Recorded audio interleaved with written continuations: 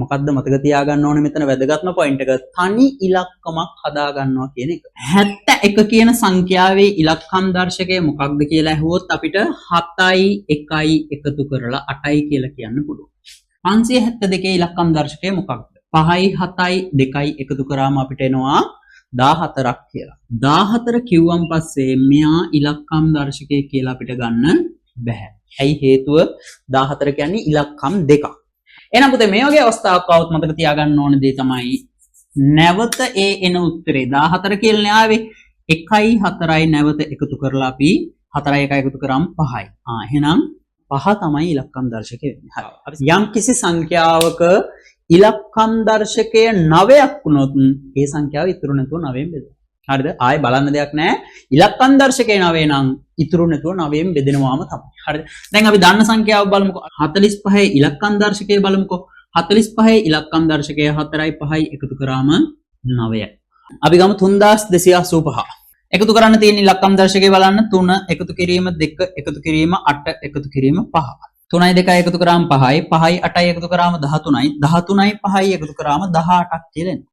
18 කියන්නේ ඉලක්කම් දෙකක් නේ. ඉලක්කම් දෙක නැවත එකතු කරාට පස්සේ 1යි 8යි එකතු කරාම අපිට ආයෙමත් 9ක් එනවා. 9 ආවා කියන්නේ ඉලක්කම් දර්ශකේ කෙලින්ම 9ෙන් බෙදෙනවා. හරිද? එච්චරයි කතාව. ඉලක්කම් දර්ශකයේ විදිහට එන උත්තරේ තියෙනවනේ. ඒ කියන්නේ ඉලක්කම් දර්ශකයේ 3ෙන් බෙදෙන සංඛ්‍යාවක් නම් අදාළ සංඛ්‍යාව 3ෙන් බෙදෙනවා. ඒ කියන්නේ ළමයි සරලවම කිව්වොත් ඉලක්කම් දර්ශකයේ 9 6 හෝ 3 ආවොත් අපිට ඒ සංඛ්‍යාව අනිවාර්යෙන් 3ෙන් බෙදෙනවා. හරි. දැන් අපි උදාහරණ කිහිපයක් කතා කරමු. මේ බලන්න දීලා තියෙන සංඛ්‍යා 3ක්. 372 ගත්තන් පස්සේ ඉලක්කම් දර්ශකයේ 3 එකතු කිරීම 7 එකතු කිරීම 2.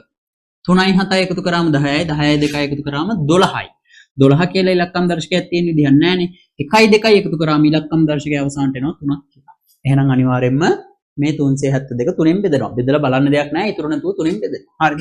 3ෙන් බෙදෙනවා නම් මොකද්ද මතක තියාගන්න ඕනේ? ඉතුරු නැතුව 3ෙන් බෙදෙන්න නම් එන ඉලක්කම් දර්ශකය 3ෙන් බෙදෙන සංඛ්‍යාවක් වෙන්න ඕනේ. සරලවම කිව්වොත් ඉලක්කම් දර්ශකය 3 6 හෝ 9 වෙන්න ඕනේ. එච්චරයි කතාව. හරි. යම් කිසි සංඛ්‍යාවක් 3ෙනුයි 2ෙනුයි දෙන්නගෙන්ම බෙදෙනවා නම් අනිවාර්යෙන් 6ෙනුත් බෙදෙනවා. හරිද? 3ෙන් බෙදෙනවා නම් ඉලක්කම් දර්ශකය කීයක් වෙන්න ඕනද? එක්කෝ 3 එක්කෝ 6 එක්කෝ 9 වෙන්න ඕනේ.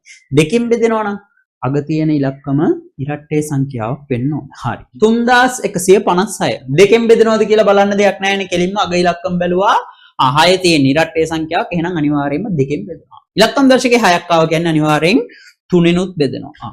3ෙනුයි 2ෙනුයි දෙන්නගෙන්ම බෙදෙන නිසා අනිවාර්යෙන් 6ෙන් බෙදෙනවා. හරිද? හරි. ඒ කියන්නේ 3156 6ෙන් බෙදෙනවා.